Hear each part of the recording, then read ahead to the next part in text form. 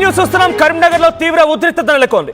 Gangula Kamalakar camp office పైన BJP నేతలు దాడి చేశారు. అయితే అక్కడ ఉన్నటువంటి కౌశిక్ రెడ్డి కారు అద్దాలను కూడా ధ్వంసం చేశారు. కారు పైన భారీ దాడి చేశారు. విజువల్స్ లో మనం చూస్తున్నాం. బీజేపీ కార్యకర్తలు గంగుల కమలాకర్ క్యాంప్ కార్యాలయాన్ని చేరుకున్నారు. అక్కడికి వచ్చి రాగానే బయట కౌశిక్ రెడ్డి కారు ఉంటే కౌశిక్ రెడ్డి కార్ని చాలా భయంకరంగా రాళ్లతో కర్రలతో తీసుకొచ్చి కౌశిక్ రెడ్డి కార్ని పగలగొట్టేశారు. అద్దాలు మొత్తం పూర్తిగా పగిలిపోయాయి. రైట్, బయట ఆ విండోస్ కూడా పగలగొట్టేస్తున్నారు. విండోస్ పగలగొడుతున్న విజువల్స్ మనం చూస్తున్నాం. సో అక్కడ చేరుకున్నటువంటి కార్యకర్తలు ఒక్కసారిగా నానా హైరాణ సృష్టించారు. సో గంగుల కమలాకర్ క్యాంప్ కార్యాలయంపై చేసిన ఈ దాడితో ఒక్కసారిగా కరీంనగర్ మొత్తం అలర్ట్ అయింది. బీజేపీ కార్యకర్తలు వర్సెస్ బీఆర్ఎస్ కార్యకర్తలు ఒక బిగ్ యుద్ధం నడుస్తోంది. గంగుల కమలాకర్ నివాసం దగ్గర ప్రస్తుతం కౌశిక్ రెడ్డి ఉండడంతో కౌశిక్ రెడ్డి కారు కూడా పూర్తిగా ధ్వంసం అయిపోయింది. కారు అద్దాల్ని పగలగొట్టేశారు కార్యకర్తలు. ఒకసారి దీనికి సంబంధించి డైరెక్ట్ గా లైవ్ వెళ్ళిపోవడం మా ప్రతినిధి చంద్రశేఖర్ సిద్ధంగా ఉన్నారు క్యాంప్ కార్యాలయం నుంచి. చంద్రశేఖర్, ఏంటి అసలు ఎందుకు ఈ దాడి చేయాల్సి వచ్చింది? బండి సంజయ్ పై కౌశిక్ రెడ్డి చేసిన కామెంట్స్ ఏంటి? దానికి ఇంతలా బండి సంజయ్ కార్యకర్తలు నాయకులు వచ్చి కౌశిక్ రెడ్డి కారు పైన ఒక ఎమ్మెల్యే క్యాంప్ కార్యాలయంపై అటాక్ చేయాల్సిన అవసరం ఉందా?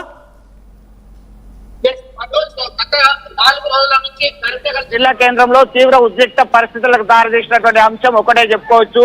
పిఎంజే జ్యువెలరీ షాప్ లో నగలు ఎత్తుకెళ్లారు దుండగులు.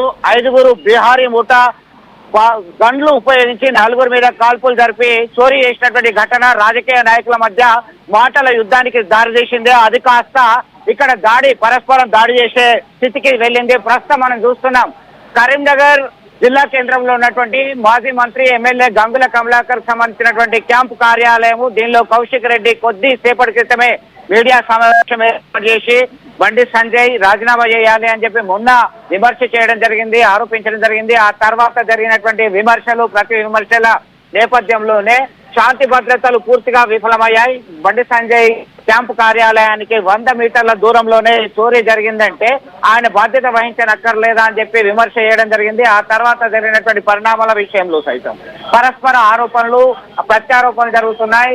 ఈ మధ్య కాలంలో బీఆర్ఎస్ వర్కింగ్ ప్రెసిడెంట్ కేటీఆర్ సైతం ఇక్కడ ప్రెస్ మీట్ నిర్వహించి బండి సంజయ్ మీద విమర్శలు చేయడం జరిగింది. దీంతో బండి సైతం అంతే ఘాటుగా స్పందించారు. దీనిలో భాగంగా ఒక్కసారిగా ఇది మాటల యుద్ధం కాస్త మనం చూస్తున్నాం. ఈ బండి కౌశిక్ రెడ్డి ప్రెస్ మీట్ పెట్టి వెళ్తున్నటువంటి క్రమంలో TS03FF9999 ఈ వాహనాన్ని పూర్తిగా ధ్వంసం చేయడం జరిగింది.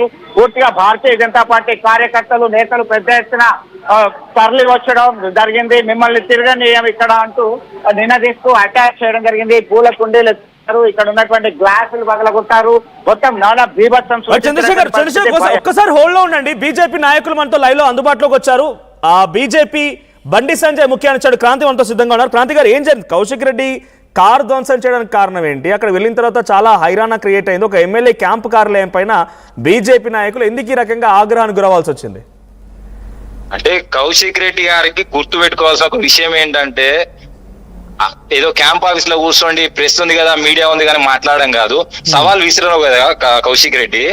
గీతా భవన్ దగ్గరికి వస్తా, నేనే టెంట్ వేపిస్తా, నేనే కూలర్లు పెట్టిస్తా అని. ఇప్పుడు మేం సవాల్ విసిరినాము, మేమే వచ్చినాం కదా నువ్వు ఉన్న దగ్గరికి. నువ్వు మరి ఆడోన్ లెక్క, చెక్క లెక్క, గాజులు వేసుకున్న లెక్క పోయి క్యాంప్ ఆఫీస్ లో ఎందుకు దాచుకున్నావు? మరి అడ్డం పొడుగు పెరగగానే అయిపోదు కదా. నోరు ఉంది కదా అని ఇష్టం వచ్చినట్టు మాట్లాడితే ఆయన ఒక సెంట్రల్ మినిస్టర్, ఆయన గురించి మాట్లాడాల్సిన అంత కలేజా ఉండాలి. కరీంనగర్ గడ్డ మీదకి వచ్చి నడి సెంటర్ లా సంజయ్ అన్న గారి గురించి మాట్లాడితే కార్యకర్తలు ఊరుకుంటారని ఎట్లా నువ్వు ఏ విధంగా నువ్వు మాట్లాడగలిగినావు? చలో, నువ్వు సవాల్ చేసినావు కదా, మేం నీ సవాల్ని స్వీకరించి ఒక 2 నిమిషాలనే వచ్చేసినాం. 2 నిమిషాల నువ్వు నీ ప్రెస్ కాన్ఫరెన్స్ క్లోజ్ అయ్యేలోపే వచ్చినాము. నువ్వు ఉన్న దగ్గరికి మేము వచ్చినాం కదా. అంటే ఇక్కడ లీడర్ ని కేటీఆర్ లాంటి వ్యక్తిని బండి సంజయ్ ఏదో మాట్లాడుకొచ్చిర్రు, కేసీఆర్ కే పుడితే దమ్ముంటే నిరూపించు అని ఛాలెంజ్ చేసిరు కాబట్టి ఆ నాయకుని ప్రొటెక్ట్ చేసే క్రమంలో కౌశిక్ రెడ్డి మాట్లాడి ఉంటాడు కదా. రాజకీయంగా ఈ మాటలు యుద్ధం కామనే కదా. అవునండి, రాజకీయంగా కేటీఆర్ గారు కూడా రాజకీయంగా ఆరోపణలు చేసినప్పుడు ఆరోపణలు